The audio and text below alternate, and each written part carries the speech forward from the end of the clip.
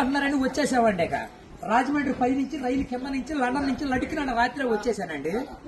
నేను వస్తా దొరగారు మీ కోరికని గుమ్మడికాయంత బంగారాన్ని తీసుకొస్తుంటే కుక్క ముట్టుకోకుండా కుక్క తోక ముట్టుకుంది విజయవాడ బస్ స్టాండ్. కుక్క తోక ముట్టుకున్న బంగారం మళ్ళీ మీరు ముట్టుకుంటారా లేదని 7 పాలేళ్ళ పెట్టించేసి ఏట్లో పడేపించానండి. 3 కోట్లు తీసుకెళ్లి మురికాలలో పడేశాను. మా ఇంట్లో కోట్లు కుక్కలు తింటుంటాయండి, లక్షలు లక్కలు తినేస్తుంటాయి, ఎలుకలు తినేసి చిల్లర చీమలు తినేసేస్తాయి. ఇక కాగితాలు కట్టుంటే కాగితాలు తీసుకెళ్లిపోతాం. మాకు పొయ్యిలో ఎండి ఇంట్లో బంగారం ఉందండి, కాకపోతే ఇంట్లో వాళ్ళు ఎసట్టాలు బియ్యం లేక ఎండిపోతున్నారు. గురుగారు మీకు ఏమన్నా డబ్బుకి కానీ ధాన్యానికి కానీ ఏమన్నా లోటుగా ఉంటే మాకు కౌరు చేయండి, మేము పంపించేస్తాం. మా అడ్రస్ మండలం మధ్య యాగారం, దాని పక్కనే ఉండదండి, మల్లెడికి పక్కన పిల్లడికి మా ఊరు. దానికి మా అడ్రస్ కి సాయంకాలం ఉత్తరం రాసేసి పోస్ట్ లో ఇంకొక పొయ్యిలో వేసేయండి. మీరు పరిగెత్తుకుంటూ వచ్చేసి పంటకాలం కాడ 10ంటికి నించోండి, నేను 3ంటికి మురికాలలోకి అందించేస్తా డబ్బు. పగిలిపోయిన వాడి మీద వచ్చేస్తుంది 10 కోట్లు మరి డబ్బు. అక్కడ బుట్టతో తీసి తట్ట మీద ఆరబెట్టుకోండి. అప్పుడు నేను చదువులో కాడ బాగా పాస్ అయ్యామండి. నేను చదువు సంకల వరకు చదివానండి, గుడుంతాలు గుండెల దాకా వచ్చేసి పాఠాలు పాదాల వరకు వచ్చేస్తే ఇంగ్లీష్ ఈదులు అమ్మడ పరిగెట్టేసి చదువు ఎక్కువైపోయి అబ్బాయి గారి సంతకం పెడతాం మర్చిపోయాను.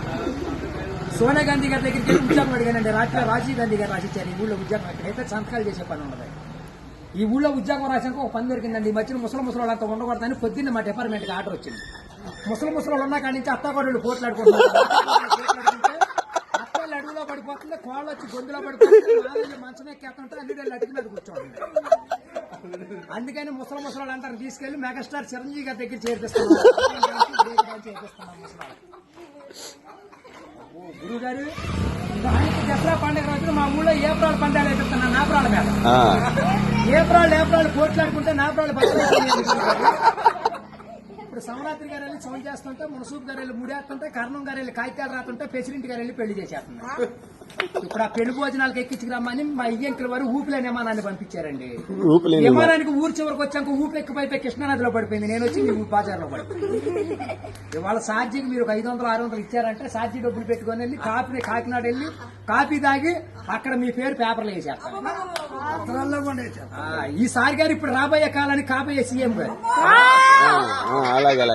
మీ పేరు పేపర్లో వేపించేస్తానండి. ఈనాడు పేపర్లో వేపించానంటే ఆంధ్ర జ్యోతులు అక్షరాలు లేకోకుండా వచ్చేస్తాను. చదువుకున్నోడు చదువుకోవచ్చు, చదువులేనోడు చదువు. దొరగారు మన ఊరంతా ఖాళీగా ఉందని సాయంకాలం మన ఊరు కాలువలో కరువు మీటింగ్ పెట్టిస్తున్నాం. మీరంతా అక్కడ వచ్చేయండి. ఇప్పుడు కాలువలో కరువు మీటింగ్ పెట్టించి నూతులో టిక్కెట్లు ఇప్పించి ఏట్లో సినిమా చూపించి బుడమెట్లో చూపిస్తున్నా బురకట్ట. అక్కడ నీటి మీద తామరాకులు వేసి తామరాకుల మీద కుర్చీలు వేసి కుర్చీల మీద కూర్చోబెట్టించి మనిషికి 50,000 లోన్ ఇప్పించారు. 50,000 లోన్ దొరగారు ఇప్పుడు మాకు 7 అంతస్తుల మేడ, 25 పాడిగేదలు, 10 మంది పాలేళ్లు, 7 దున్నపోతులు ఉంటాయండి మా ఇంట్లో. పొద్దున్నే లెగితే పాడిగేదలు పాలన్నీ పిండేసి పాలేళ్ళ పోసేస్తాం. దున్నపోతుల పాలు మా ఇంట్లో వాళ్ళకి ఎగజూరే కానీ ఎగజూరు ఉండదు. గురువు గారు మాకు వ్యవసాయం తక్కువ ఉందనుకున్నారా? ఏట్లో 700 ఎకరాలు మాదేనండి. సముద్రంలో సగం ఆటా ఉంది. పల్లాలో 25 ఎకరాలు ఉంటే విజయవాడ కృష్ణానదిలో బ్యారేజ్ కట్టే పక్కన 55 ఎకరాలు నా పేరునే ఉందండి. నేను ఆటలు ఏమేమి పండిస్తున్నాను అనుకున్నారు? ఈ మధ్య జనాలంతా ఎక్కాలంటుంటే ఎక్కుళ్ళు వచ్చేస్తున్నాయి, బీబీట్లు తింటే సుకర్లు వస్తున్నాయి, చిట్టిపోరు తింటే చిందులు వేస్తున్నారు, మగసిరులు తింటే మతులు పోతున్నాయి అని చెప్పి ఇప్పుడు నేను చీమలతో సముద్రం మధ్యన దున్నిచ్చి, నక్కలతో నారు తెప్పించి, చుంచులతో ఊడిపించి, ఎలుకలతో కోపించి, కాకులతో కాటా పెట్టిస్తే ఎకరానికి 95 బత్తాలు పడుతున్నాయి తోకలేనట్టు. మీకేమన్నా కావాలంటే చెప్పండి, సాయంకాలం ఆఫీస్ కాడికి వస్తాను, ఒక లారీలో ఒకటి మీ ఇంటికాడ పంపించాను.